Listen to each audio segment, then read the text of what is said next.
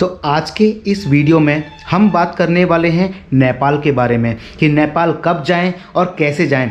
Train से जाएंगे तो नेपाल का कितना खर्चा होगा, कार से जाएंगे तो कितना खर्चा होगा, और अगर आप बाइक से नेपाल जा रहे हैं तो क्या क्या डॉक्यूमेंट लगेंगे और क्या क्या दिक्कतें आएंगी और कितना खर्चा होगा। हवाई जहाज़ से अगर आप जाएंगे तो कितना पैसा लगेगा, मोबाइल नेटवर्क की वहाँ पर क्या व्यवस्था है और क्या क्या डॉक्यूमेंट की ज़रूरत आपको वहाँ पर पड़ेगी, और एटीएम से पैसे निकाल सकते हैं या नहीं, और एटीएम से पैसे निकालने पर कितना पेनल्टी आपको वहाँ पर लगेगी, क्या भारत का रुपया नेपाल में चलता है, और अगर नहीं चलता है तो हम अपने पैसे का यूज़ नेपाल में कैसे करेंगे, और भारतीय रुपये के बदले कितने नेपाली रुपये आपको मिलेंगे। सारी जानकारी आपको इस वीडियो में A to Z step by step आपको मिल जाएगी, और भारत से नेपाल की पूरी जर्नी के बारे में हम आपको इस वीडियो में बताएंगे। तो कैसे नेपाल पहुंच सकते हैं बस, कार, बाइक और ट्रेन, हवाई जहाज से, ये सब आपको पूरी जानकारी इस वीडियो में मिल जाएगी। तो अगर आप नेपाल जाना चाहते हैं और नेपाल घूमना चाहते हैं और वो भी सस्ते में घूमना चाहते हैं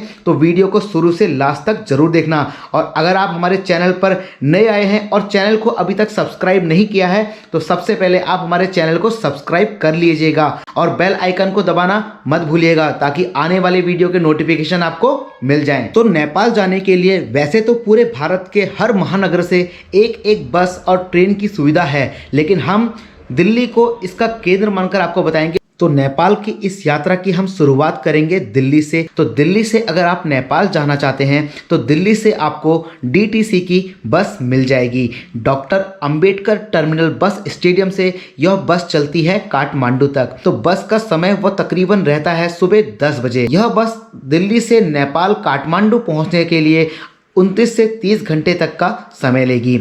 और टिकट की अगर हम बात करें तो इस बस का जो किराया है वो मात्र 2300 रुपया है, और यह एक सीटिंग बस है, इसमें स्लीपर नहीं है। 29 से 30 घंटे तक का यह बस समय लेगी दिल्ली से आपका काठमांडू तक। तो 5 साल तक के बच्चे के लिए कोई भी टिकट नहीं है, लेकिन उसको सीट भी नहीं मिलेगी, और आप इस बस की बुकिंग ऑनलाइन भी कर सकते हैं और 60 दिन पहले भी कर सकते हैं। और बुकिंग की जो वेबसाइट है www.dtcbooking.com। बुकिंग के टाइम पे डॉक्यूमेंट जो आपको ज़रूरत पड़ेगी वो आपका वोटर आईडी, ड्राइविंग लाइसेंस और आधार कार्ड भी आप दिखा सकते हैं। तो भारत के दूसरे बड़े बड़े शहरों से भी आपको काठमांडू के लिए बस मिल जाएगी। फिलहाल मैं आपको जानकारी दे रहा हूँ दिल्ली से, और इसके अलावा कुछ प्राइवेट बसों की सुविधा भी नेपाल के लिए है जिनका किराया बहुत कम होता है, लेकिन इनके लिए आपको ऑनलाइन बुकिंग की सुविधा नहीं होती है। तो ये तो हमने आपको बताया कि दिल्ली से आप नेपाल बस से किस तरीके से जा सकते हैं, कितना आपको किराया लगेगा, और अगर आप कार और बाइक से नेपाल जाना चाहते हैं तो उसके बारे में आपको बहुत सारी चीज़ों का ध्यान रखना पड़ेगा। तो अगर आप अपनी बाइक से नेपाल जा रहे हैं तो आपको अपना बाइक का बॉर्डर पर परमिट बनाना पड़ेगा, और उस परमिट का जो चार्ज है वो प्रतिदिन के हिसाब से लगता है। अगर आप नेपाल घूमने जा रहे हैं तो अगर आपको 10 दिन नेपाल घूमना है तो आप कम से कम 11 से 12 दिन का परमिट बनाकर ले जाइएगा, क्योंकि अगर आप अपने निर्धारित समय पर नेपाल से वापस नहीं आ पाए तो आपको चालान भरना पड़ेगा, और उस चालान की जो कीमत है वो 2000 से 2200 रुपये है। ठीक इसी प्रकार अगर आप अपनी कार से नेपाल जा रहे हैं तो आपका प्रतिदिन का जो आपका परमिट बनेगा वो 400 रुपये पर डे बनेगा। इसलिए आप अगर अपनी कार और बाइक से नेपाल घूम रहे हैं तो 1 से 2 दिन का परमिट आप एक्स्ट्रा बनाकर अपने साथ ले जा सकते हैं। और अगर आप बाइक से जा रहे हैं तो आपको कुछ चीज़ों का ध्यान और रखना है। आपके बाइक के सारे पेपर एकदम रेडी होने चाहिए, बाइक की मेंटेनेंस बिल्कुल सही होनी चाहिए, क्योंकि नेपाल की जो पुलिस है वो बहुत ज़्यादा स्ट्रिक्ट है। वो गाड़ी के मिरर और बहुत सारी चीज़ों पर ध्यान देती है, और भारत से आने वाले सैलानियों के ऊपर तो खासा ध्यान दिया जाता है। 2 तरीके बता चुका हूँ नेपाल जाने के लिए, और तीसरा जो तरीका है वो है आपका हवाई जहाज। फ्लाइट से भी आप नेपाल जा सकते हैं, और दिल्ली से आपको काठमांडू तक के लिए फ्लाइट मिल जाएगी जिसका न्यूनतम किराया है 5 से 6 हज़ार रुपया। अगर आप पहले से बुकिंग करा के रखते हैं तो आपको थोड़ा और सस्ता मिल जाएगा। और प्लेन से यात्रा करना बहुत कंफर्टेबल होता है, लेकिन हर किसी के लिए प्लेन से यात्रा कर पाना संभव नहीं है। ये तो 3 तरीके थे जिस तरीके से आप नेपाल जा सकते थे। अब मैं आपको एक तरीका और बताता हूँ, बहुत सस्ता और बहुत आसान, जिसमें आप ट्रेन से भी नेपाल जा सकते हैं। अगर आप ट्रेन से नेपाल जा रहे हैं तो नेपाल जाने के लिए दो रास्ते हैं। एक तो वाया रक्सौल जो बिहार में स्थित है, दूसरा आपका गोरखपुर जो यूपी में स्थित है। तो पहले हम बिहार से समझ लेते हैं। अगर आपको रक्सौल जाना है तो दिल्ली से रक्सौल के लिए आपको डायरेक्ट ट्रेन मिल जाएगी। दिल्ली से रक्सौल जाने का जो किराया है वो स्लीपर में आपको पड़ेगा 450 रुपया और थर्ड एसी में आपको पड़ेगा 1225 रुपया और सेकेंड एसी में आपको पड़ेगा 1775 रुपया और फर्स्ट एसी में आपको उसका किराया पड़ेगा 3020 रुपया। इतने में आप दिल्ली से रक्सौल बड़े आराम से पहुंच जाएंगे। और रक्सौल से नेपाल जाने के लिए रक्सौल से नेपाल की जो दूरी है वो मात्र है आपका 1.5 किलोमीटर, लेकिन आपको वहां से और आगे जाना होगा वीरगंज तक। और वीरगंज से रक्सौल की जो दूरी है वो है 6 से 7 किलोमीटर। वहां जाने के लिए आपको आराम से ऑटो, बस, टैक्सी सब कुछ मिल जाएगा, जिसका किराया है 50 से सिर्फ 60 रुपया। और वीरगंज पहुंचने के बाद आप नेपाल में पहुंच चुके हैं और यहां पर आपको किसी भी प्रकार का कोई परमिट की जरूरत नहीं पड़ेगी। इस प्रकार आप दिल्ली से रक्सौल और रक्सौल से आपका नेपाल के वीरगंज पहुंच चुके हैं। और वीरगंज से आपको काठमांडू जाने के लिए बड़े प्यार से बस मिल जाएगी, जिसमें आपको एसी और नॉन एसी दोनों प्रकार की बसें मिल जाएंगी, जिसका जो किराया है, नॉन एसी का जो किराया है वो है आपका 700 से 750 रुपया और एसी वाली बस का किराया है 1000 से 1200 रुपया। तो ये बसें वीरगंज से काठमांडू तक 8 से 10 घंटे के समय में आपको पहुंचा देगी। और वीरगंज से काठमांडू जाने का एक दूसरा भी तरीका है, जिसमें आपको टैक्सी और टाटा सोमो मिल जाएंगी, जो 5 से 6 घंटे के अंदर वीरगंज से आपको काठमांडू शहर छोड़ देंगी, जिनका किराया है 500 से 600 रुपया। तो ये तरीका था आपका रक्सौल होते हुए नेपाल में इंटर करने का। तो अब आपको बताते हैं कि कैसे आप गोरखपुर होते हुए नेपाल में एंट्री कर सकते हैं। अगर आप गोरखपुर होते हुए नेपाल जाना चाहते हैं तो दिल्ली से गोरखपुर के लिए आप ट्रेन से जा सकते हैं, जिसमें आपका स्लीपर का आपका किराया होगा 380 रुपया और थर्ड एसी का जो आपका किराया होगा वो होगा 1040 रुपया और सेकंड एसी का जो किराया होगा वो होगा 1500 रुपया और अगर फर्स्ट एसी से आप जाते हैं तो आपको 2585 रुपये पड़ जाएंगे। तो दिल्ली से आप पहुंच जाएंगे गोरखपुर और गोरखपुर जाने के बाद आपको जाना होगा सोनाली बॉर्डर और सोनाली बॉर्डर नेपाल का बॉर्डर कहलाता है। गोरखपुर से नेपाल की जो दूरी है उसमें 3 से 4 घंटे का समय लग जाता है। इस प्रकार सोनाली जाने से पहले आपको नोतावन जाना होगा और नोतावन भी एक रेलवे स्टेशन है। यहाँ के लिए आपको बस और टाटा सोमो बड़ी आसानी से मिल जाएंगी, जिनका किराया 120 रुपये से कम ही होगा। फिर आपको नोतावन से सोनाली आना होगा और नोतावन से सोनाली की जो दूरी है वो सिर्फ 7 किलोमीटर है।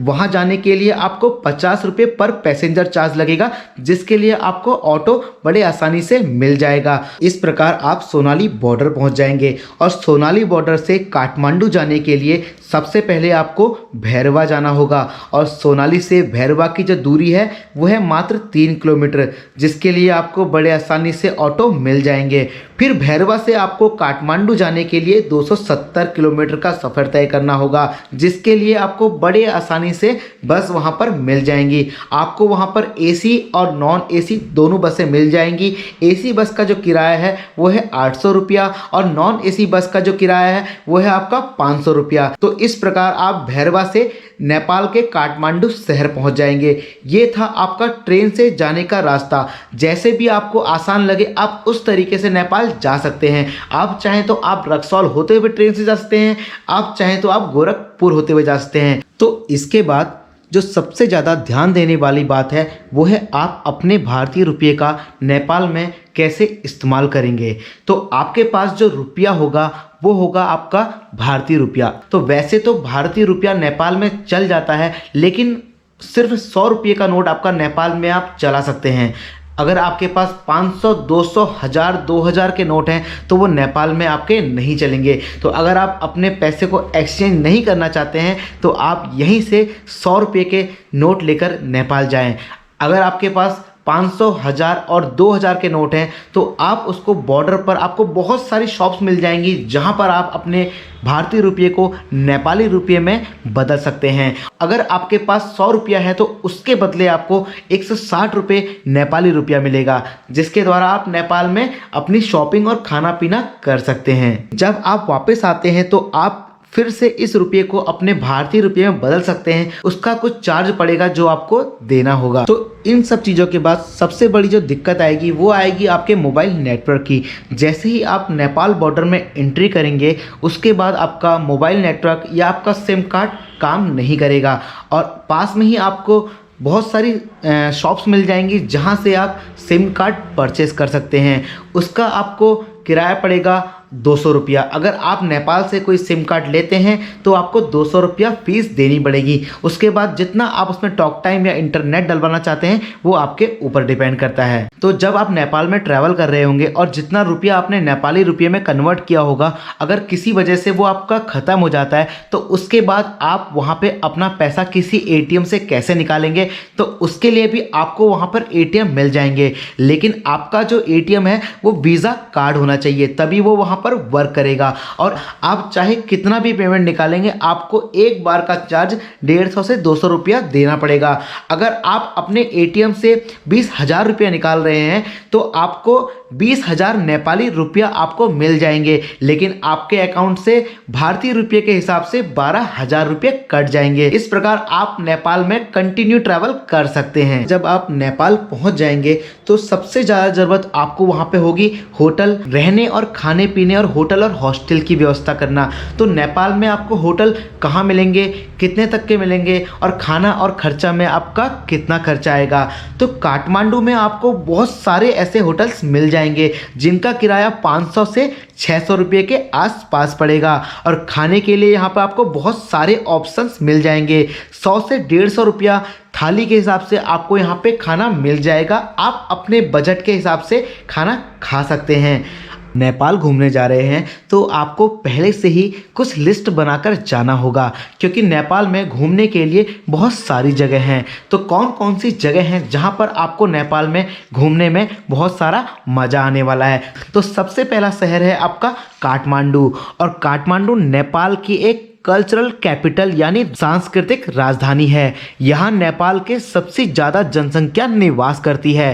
काठमांडू शहर मंदिर, मठ और आध्यात्मिक सांस्कृतिक का एक धरोहर है। काठमांडू के बाद जो दूसरा शहर आता है वो आता है पोखरा। पोखरा काठमांडू के बाद नेपाल का सबसे बड़ा दूसरा शहर है जो पर्वत की तलहटी में बसा हुआ है, और पोखरा नेपाल की पर्यटन राजधानी के नाम से भी जाना जाता है। ये शहर हिमालय का प्रवेश द्वार भी है। यहाँ पर आपको घूमने के लिए और हिमालय ट्रैकिंग के लिए बहुत सारे ऑप्शंस मिल जाएंगे। काठमांडू और पोखरा के बाद अगली जो जगह है नेपाल में वो बहुत चर्चित है और वहाँ हर कोई जाना चाहता है। उसका नाम है नगरकोट। तो नगरकोट नेपाल में सबसे ज़्यादा देखे जाने वाला एक जगह है। हिमालय की गोद में बसा हुआ यह एक छोटा सा गांव है। नगरकोट से आप नेपाल 13 में से 8 पर्वतमालाओं को देख सकते हैं, और नगरकोट काठमांडू से 28 किलोमीटर की दूरी में है। इसके बाद नंबर आता है आपका जनकपुर का।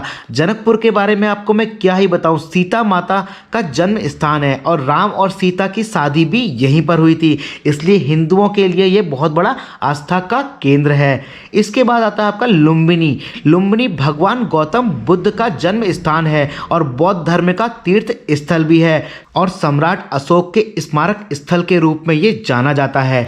और अगला जो शहर आता है वो आता है आपका पशुपतिनाथ। नेपाल के सबसे पवित्र हिंदू मंदिरों में से एक है पशुपतिनाथ। काठमांडू शहर से मात्र 3 किलोमीटर की दूरी पर स्थित है। इस मंदिर में स्थापित जो ज्योतिर्लिंग है भारत के 12 ज्योतिर्लिंगों में से मिलकर बना हुआ है। तो इस प्रकार आपको नेपाल में बहुत सारे घूमने के लिए लोकेशंस मिल जाएंगे। तो ये तो था आपका पूरा वीडियो कि नेपाल कब जाएं, कैसे जाएं और किस तरीके से जाएं, कितना खर्चा होगा। तो आई होप कि आप सभी लोगों को ये वीडियो पसंद आया होगा, और आशा करता हूं कि आप अगर पहली बार आए हैं तो चैनल को सब्सक्राइब करके जाना, क्योंकि आगे आने वाले वीडियोज़ में और बहुत सारे जगह के बारे में आपको जानने को मिलेगा।